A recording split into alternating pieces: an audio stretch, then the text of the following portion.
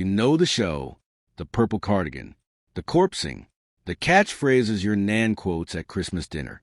Mrs. Brown's Boys went from a one-woman stage act dreamed up by a struggling Dublin comedian to one of the biggest sitcoms the BBC has ever aired, pulling in millions of viewers every festive season for well over a decade. But strip away the studio laughter and the chaos on set, and there's a much quieter story underneath. One about exhaustion, money, family, and the strange price of staying loyal to a hit show for years on end.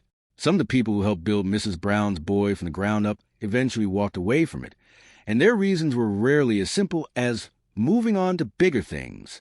Today we're going through what actually happened to the actors who left, what they've said about it publicly, and what it tells us about what it's really like to work inside the O'Carroll family business.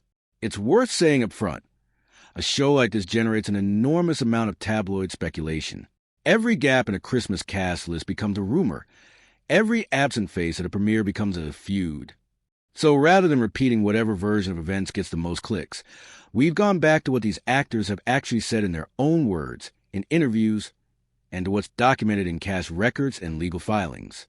Some of it is messier and less tidy than the tabloid version. Some of it is genuinely sadder.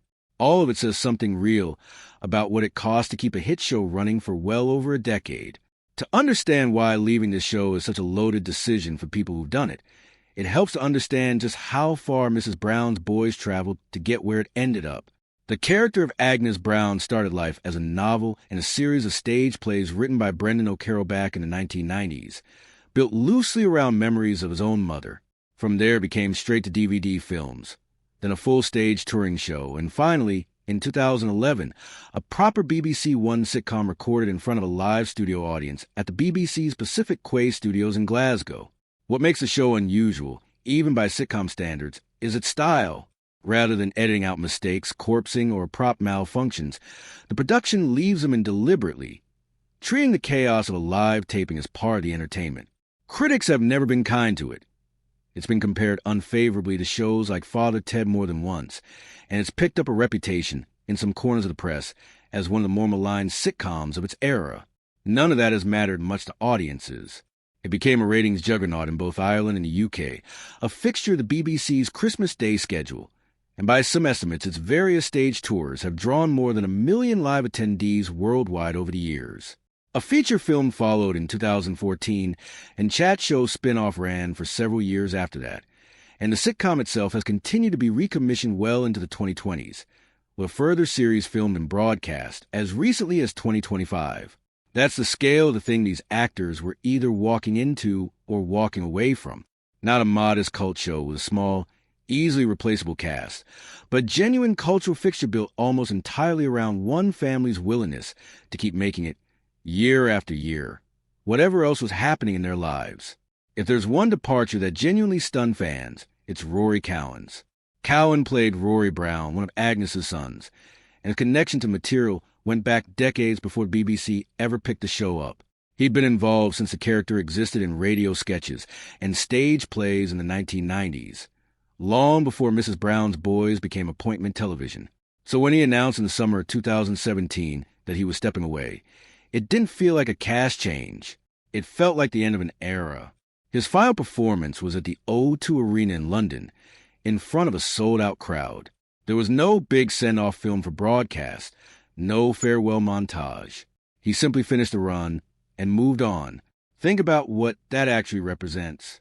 This is a man who was there for the original radio version of the character in the 1990s, who watched it grow into stage plays, then a straight-to-DVD film franchise, then a full-blown BBC sitcom that got voted the best British sitcom of all time in one Radio Times poll despite critics regularly savaging it.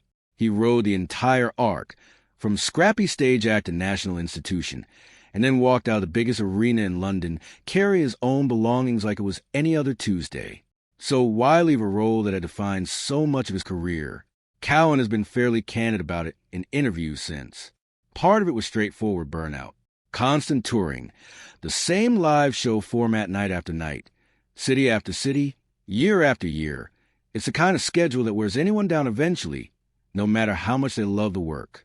He's talked about not having enjoyed it for a good while before he actually left, and about feeling like the touring circuit had become repetitive, with nowhere left to go creatively. But the deeper reason, the one that actually made him pull the trigger, was his mother. While the show was touring Australia, Cowan learned that his mother, who was suffering from dementia, was gravely ill back home in Ireland.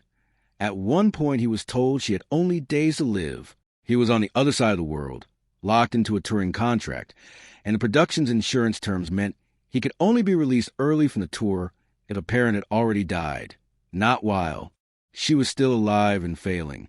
He said plainly that being told he couldn't come home while his mother was dying because of an insurance clause made him question what he was doing with his life. He's also been clear that this wasn't a falling out with Brendan O'Carroll. Cowan has consistently said he adores Brendan, and that their friendship survived the split completely intact. The two have stayed in touch, and Cowan has been photographed reuniting warmly with former castmates like Eilish O'Carroll years after leaving. This wasn't a scandal. It was a man who'd given 26 years to one character, deciding that his mother's remaining time mattered more than another arena tour. There's a detail in how Cowan has talked about it, since that's easy to miss, but genuinely worth sitting with. He's described visiting his mother, arranging round-the-clock carers for her, and wanting to be able to say, when she eventually passed, that he'd done everything humanly possible for her comfort. He said outright that he couldn't have said that if he'd still been chasing bigger tours on the other side of the world. That's not the language of someone bitter about a job. It's the language of someone who did the maths on what mattered and acted on it, even though it meant giving up the biggest platform of his career. After she passed, he said he has no regrets about the choice he made, and that's about as honest an ending as you can ask for. It's also worth noting how the show handled his absence on screen. Rather than simply retiring the character, the writers gave Rory Brown a bizarre plastic surgery storyline that saw a different actor, Damien McKiernan, step into the role under the pretense of a cosmetic procedure gone wrong. It's the kind of soap opera device you'd expect from a returning character on a long-running drama, not a family sitcom, and it tells you something about how reluctant the production was to simply let the character go quiet. Fans clocked the switch immediately, and reaction was mixed, but the show pressed on regardless. If Rory Cowan's exit was quiet, this next one was the opposite. Gary Hollywood played Dino Doyle, the show's flamboyant hairdresser, from the very first BBC series in 2011. Damien McKiernan came aboard in 2017, taking over the role of Rory Brown after Cowan departed. No small task, stepping into a character audiences had known for over 2 decades. The pair's on-screen chemistry as Dino and Rory, a couple within the show, became a genuine fan favorite. Damien stepped into a genuinely difficult position when he joined. He wasn't creating a new character from scratch. He was taking over a role that Rory Cowan had already defined for a quarter of a century in front of an audience that knew exactly what the original felt like. Fans were understandably wary at first, but by most accounts he found his footing, brought his own energy to the part, and settled in as a regular fixture of the ensemble, particularly in his scenes opposite Hollywood's Dino. Then in 2020, it all came apart, and it came apart over money. According to reporting at the time, Hollywood and McKiernan discovered they were being paid noticeably less than other members of the cast for doing comparable work on the same show. When they raised it with producers, the response was a negotiation. Hollywood has said he found himself facing a reduced role instead, reportedly told he'd only be needed for one of that year's festive specials rather than a full run. For an actor who'd been with the show for nearly a decade, that read as a demotion dressed up as a scheduling decision, and it was, by his own account, the final straw. Hollywood spoke to press about it afterward, describing the period as one of the hardest of his professional life. The stress of feeling underpaid, the lack of any real explanation from production, and the sense that when he tried to sort it out like an adult, he was simply brushed aside. He said the whole experience took a genuine emotional toll, that he felt disregarded rather than heard, and that once he decided he wasn't willing to be treated that way any longer, there was no going back. He said Jennifer Gibney, Brendan O'Carroll's wife and one of the show's stars, personally tried to talk him into staying, but by that point his decision was made. Hollywood has also pointed to the spin-off chat show, All Round to Mrs. Brown's, as part of the same pattern, claiming he was paid less than other cast members for that project as well, which only reinforced his sense that this wasn't a one-off oversight, but a broader habit of valuing certain performers differently from others. Both actors went further than just quietly walking away. They took formal legal action, filing tribunal claims against Brendan O'Carroll, the BBC, and the production company behind the show, citing unfair dismissal, discrimination, and unpaid wages. It's a genuinely rare thing for a cast dispute on a beloved family sitcom to end up in an employment tribunal, and it says a lot about how seriously both men felt they'd been wronged. Hollywood's claim did eventually get withdrawn during a preliminary tribunal hearing, with reporting suggesting he'd concluded he'd been persuaded into accepting a lower fee than his co-stars based on a misrepresentation about pay parity. But the fact that it went that far at all tells the dispute was never resolved amicably behind closed doors. Publicly, Brendan O'Carroll has denied there was ever a discriminatory pay structure. But whatever the full truth of the contract involved, two established cast members left the show at the same time, under the same cloud, and the show quietly wrote both characters out, reportedly explaining their absence on screen with a passing mention that they'd relocated abroad, in a plot beat whose timing, landing right around the start of the global pandemic, struck more than a few fans as unintentionally awkward. Fans noticed the absence regardless. The specials that aired without them drew some of the weakest audience numbers the show had seen up to that point, which suggests the loss of two well-liked characters wasn't as easy to paper over as the producers might have hoped, whatever the reason given on screen. It's also worth pointing out how unusual it is for this kind of dispute to become public at all. Cast pay is normally one of the most tightly guarded pieces of information on any production, family run or otherwise, and actors who feel shortchanged usually settle quietly or simply move on without a word to the press. The fact that Hollywood spoke openly to a national magazine about feeling disregarded, and that both men were willing to put their names to a formal tribunal filing naming the broadcaster and the production company directly, tells you the frustration had built up well past the point where a quiet resignation would have felt adequate. For Hollywood personally, there's been a genuine silver lining. He's spoken about how nearly a decade tied to one recurring role, however financially stable, also boxed him in creatively. He'd had to turn down other work because of his commitment to the show, and after leaving, some of those opportunities resurfaced. He's talked openly about wanting to prove he could do serious dramatic work, not just comedy, after years of being known almost exclusively as one camp, larger-than-life character. Damian McKiernan's exit, by contrast, was almost entirely silent. He was named alongside Hollywood in the same legal action and affected by the same pay dispute.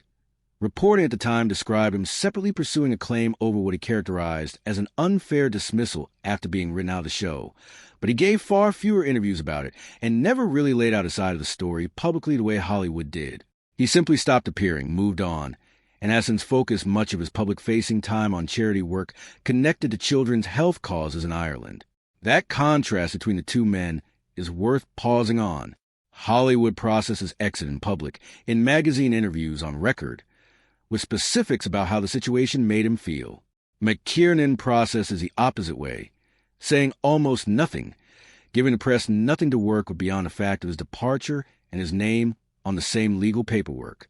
Two actors, the same underlying dispute, two completely different ways of handling the aftermath. One loud, one quiet, both permanent, whichever way a person chooses to leave. It's worth remembering that walking away from a job you've held for the better part of a decade, over money you felt you were owed, is never actually a small decision, no matter how it's handled in public. Not every hard story from this show ends in someone leaving, and this one is worth including precisely because it didn't.